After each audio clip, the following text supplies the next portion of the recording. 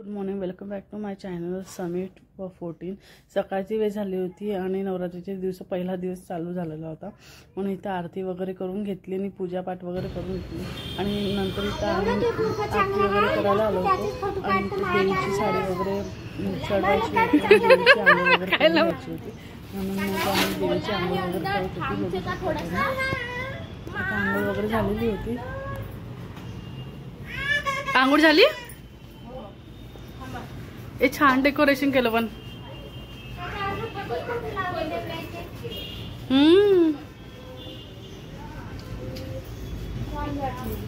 हा छान वाटत, एकदम वेगळंच बनवलं ह्या वेळेस। आता नाही मांडत, संध्याकाळी मांडत।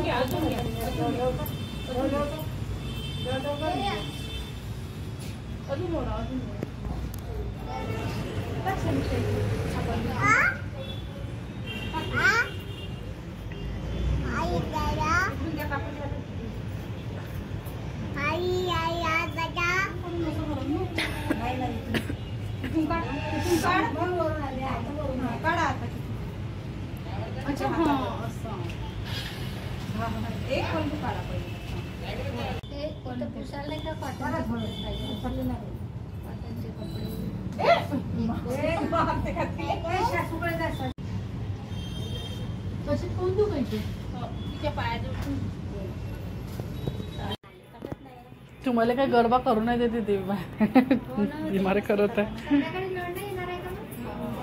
पेपर मध्ये आलं होतं ना? नाही आला।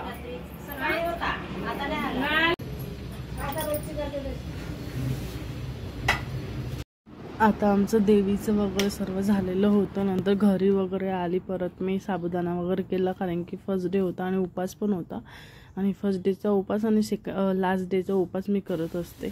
इथे साबुदाणा वगैरे तयार झालेला होता आणि इथे मग खाऊन वगैरे घेते। मग सायंकाळची वेळ वगैरे झाली आणि आरतीच्या वेळेपर्यंत नैवेद्य वगैरे झाला पाहिजे, म्हणून मी इथे पोळ्या वगैरे आणि पाटोळीची भाजी वगैरे करून घेते, कारण की उशीर झाला तर आरतीला पण उशीर होईल म्हणून, आणि नैवेद्य पण लावायचा होता देवीला आरती झाल्याबरोबर, म्हणून मी बरोबर स्वयंपाक करून घेतला आणि आमच्या घरचा पहिला नैवेद्य लागला।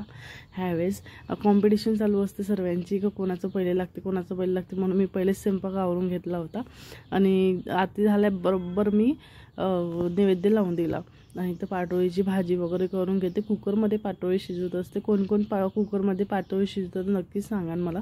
आणि ते कुकरमधली पाटोळी केली आणि खूप दिवसाचा ब्लॉग नव्हता टाकला आणि टाकतो करून म्हणत होती, पण वेळच नव्हता भेटत, म्हणून मी आज फायनली बनवला ब्लॉग।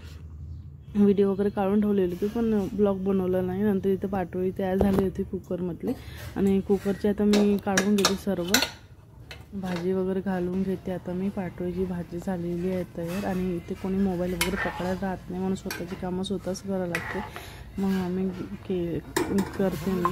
आणि इथे सायंकाळची वेळ वगैरे झाली, पोळ्या वगैरे झालेल्या होत्या, मग देवी पण तयार झालेली होती सर्व सजून वगैरे, आणि इथे पूजा वगैरे आरती वगैरे करून घेतली। इथे नैवेद्य वगैरे लावून घेतला, आरती वगैरे झालेली होती छानपैकी आणि इथे घट जोत आणि सर्व नैवेद्य वगैरे झालेला होता। इथे खूप छान ह्यावर्षी खूप छान डेकोरेशन केलेलं होतं आणि इथे रांगोळी पण खूप छान काढलेली होती, बघू शकता फायनल लुक देवीचं। आणि इथे छान चालू मध्ये शो होता आमच्याकडे ढोल ताशाचा, नक्की व्हिडिओ लास्टपर्यंत पहा। ढोल ताशाची व्हिडिओ टाकलेली आहे मी, नक्की बघा। सर्व जमा झालेले होते ढोल ताशासाठी, बघू शकता तुम्ही। आता शेवटपर्यंत व्हिडिओ पहा। ते ढोल ताशेवाले आलेले होते आणि यांचे पूजन वगैरे करत होते आमची नगरसेविका, म्हणून सर्व झालेलं होतं आणि याच्यानंतर व्हिडिओ नक्की पहा शेवटपर्यंत, कारण की ढोल ताशाची छान वाजवते।